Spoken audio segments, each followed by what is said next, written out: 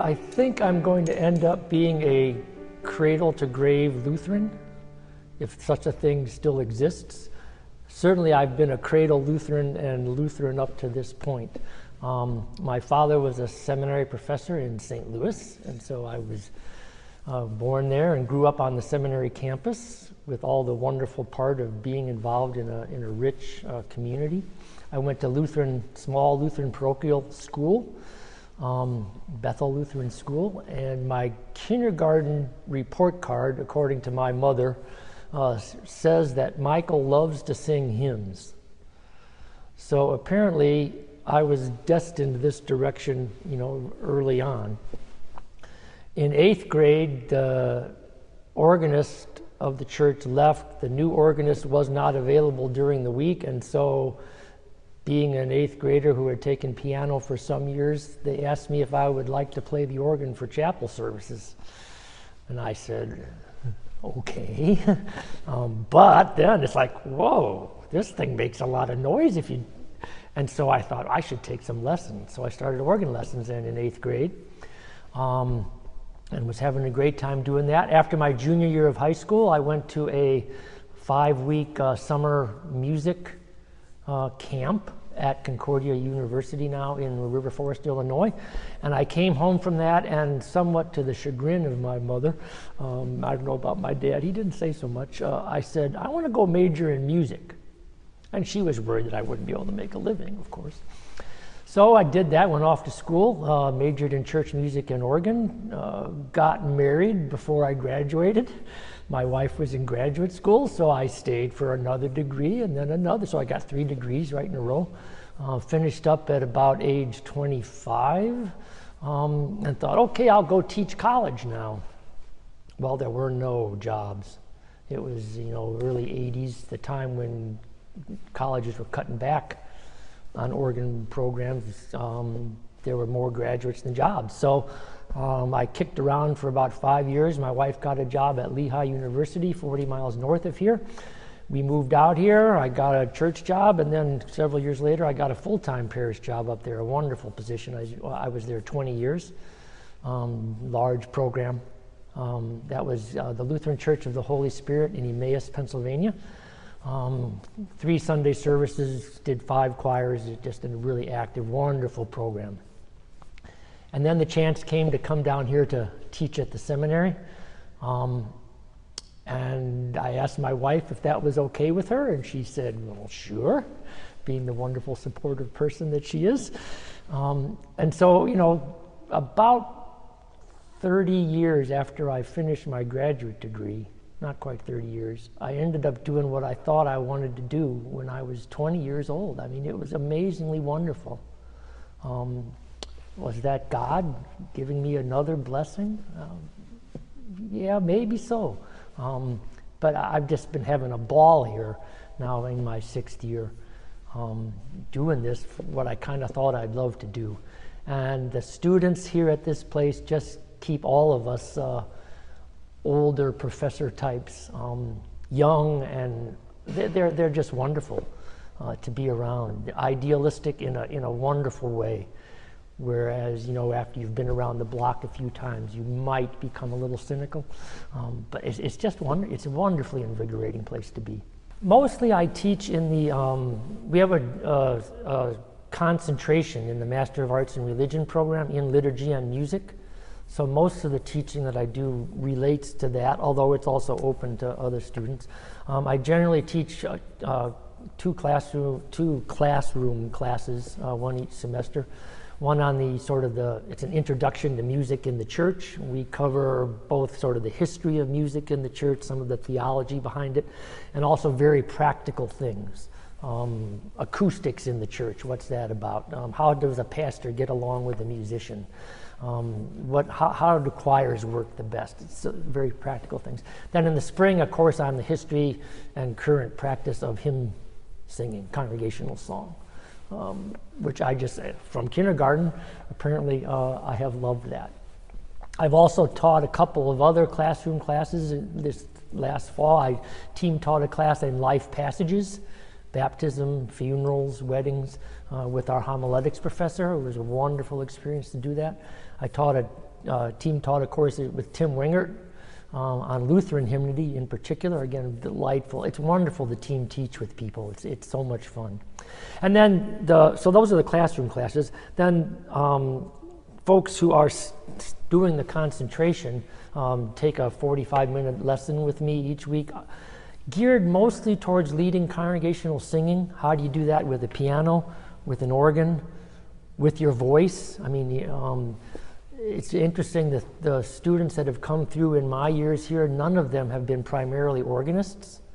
Right now, one is mostly a flute player and sort of Christian education person. So, we're exploring what does it mean to be a parish music leader from that background.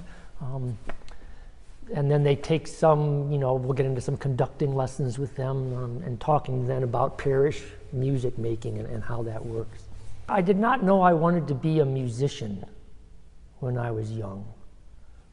That kind of came along, if they had not asked me to play the organ in 8th grade for chapel, I'm not sure I would be sitting here at this institution teaching here. I'd been taking piano for 7 years, and it's like, you get to high school, you kind of run out of gas sometimes on that, And if I hadn't found the organ and fallen in love with the organ, and then I went to the music camp, I went to college, the time in life when people often fall away from the church, well, that's where you had to go to play the organ, you had to go to church. And I loved singing and singing in choir, at church choir. At college, I sang in the chapel choir. So I never did the detour out of church and then needed to find my way back in. But I was, according to my report cards and my parents, fairly academically gifted and could have been a scientist, a historian, could have done other things as well. So it was kind of, a process that, just looking back on, that's how I got here. It wasn't so much intentional from when I was 7 years old saying, no, I want to do this, so I need to do A, B, and C. One of the things that was formative for me, again, kind of in retrospect, my father at the seminary in St. Louis was one of those who then was convicted of teaching heresy by the Lutheran Church Missouri Synod and went through that whole process of walking out of the seminary and not being sure where their job was and was there money, and and he was at Christ Seminary Seminex, and would the students get, and just watching that group of people, but especially my own father. I had 5 brothers and sisters. 3 of us were in college during those first years when he's not sure he's got a job, a call with a paycheck. We never talked much about it, but that, just seeing him go through that and how he did it, it seems like, well, yeah, you could, there's something to this. I have been curious about the faith, so, have taken all opportunities to educate myself, to learn more. In summer institutes, adult forum classes, all that kind of stuff that any lay person actually could do if they would really put their mind to it. I've not been content to have, an 8th grade confirmation faith, and there it sits, and then you go on. I think too that, and I told this to parents of children in my kids' choirs, that being exposed to these wonderful texts that are in our hymn books or in our choir anthems, this poetry, for me now, well, I'm 60 years old, but working with it for 40 years, over and over again, singing Let All Mortal Flesh Keep Silence on Christmas Eve, I can see in my kids that has impacted them. And so I think that's a gift of being a musician who gets to work with this stuff, that it grows on you over time. The church, of course, is facing many challenges nowadays, and as part of the church, the worship of the church and the music of the church's worship is also facing many, many challenges. Also many wonderful opportunities, some of which are the same as the challenges. That they kind of come together. One of the ways I think about things is that what I do now in 2014 is way beyond, in a way, what I trained in my 7 years or 8 years of higher education to do.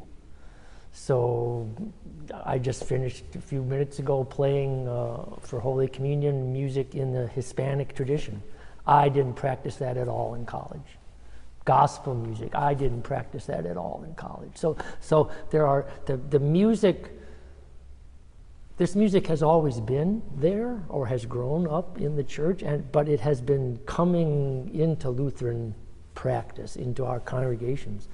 And so we have many congregations that are more diverse, want to be more diverse, are exploring diverse music, all of which is wonderful. I love learning new music, and I think most musicians that's part of the reason you do this, is you like to learn new music. If all you want to do is play the same music over and over again, well, you don't need to go to higher education for 8 years. But that many musicians are challenged because their training didn't prepare them now for what the church needs and wants them to be able to do. And so one of the challenges we have is helping folk of different levels of experience. I don't want to say talent necessarily, but there are, but people have different gifts, and some are very challenged in our current climate. I do think we are in a healthier place in liturgy and music in the church than we were 20 years ago, when those in the trade, we would sometimes talk about worship wars. I think that is dying down, has died down to quite a great degree. And maybe we're realizing that, we're really all in this together, and we need to figure out from diverse viewpoints. My pastor and I, we may not see exactly eye to eye, but both of us are in it for the good of the people in the parish. And okay, now we need to focus on that and figure out how to make the music and the worship do what we need it to do. Looking ahead, the ELW has got, we can explore the riches in there forever, and that's only a small chunk of the riches of possible music that we can sing, and isn't that wonderful? I think it's a great time to be a musician from that standpoint. The challenge, of course, in many congregations is going to be, how do you support a good music program? And by that I don't mean only, a person like me who you might be paying to come in and direct the choir, play the organ, whatever. But as I look in my parish, the choir, the average age of the choir is not young. Can I put it that way? So what's going to happen to that choir even within the next 10 years? What does that mean for the music of the church? History, and knowing a little bit about the history of the church, actually gives me some hope in some of that. Because we all think that the way we do music in our church now, or the way we did it, in the good old days 30 years ago, right? Because that was always the good old days, is the way it's always been done, and it always must be that way. Church choirs of volunteer singers, as we have had them in Lutheranism in North America, is only for the last about 100 years. Before that did not exist. Muhlenberg did not come over here and have a church choir like that in the churches he was serving. And in the 19th century, most Lutheran parishes did not have choirs as we have. That comes out of the whole development with college choirs and blah, blah, blah. So the church survived for 2,000 years with music really not the way we've been doing it in my lifetime. Therefore, the church's music will somehow go on, even if it's not the way we've been doing it in my lifetime. And so the fun of that then is to get to try to discern what that is and how we're going to move forward into what's going to be, in some places, very new, and in some places will continue to be very much like they've been doing it, we've been doing it. I don't think that Let All Mortal Flesh Keep Silence is going to disappear from the repertoire. It's just too wonderful. But there will be other things that come into it, the repertoire.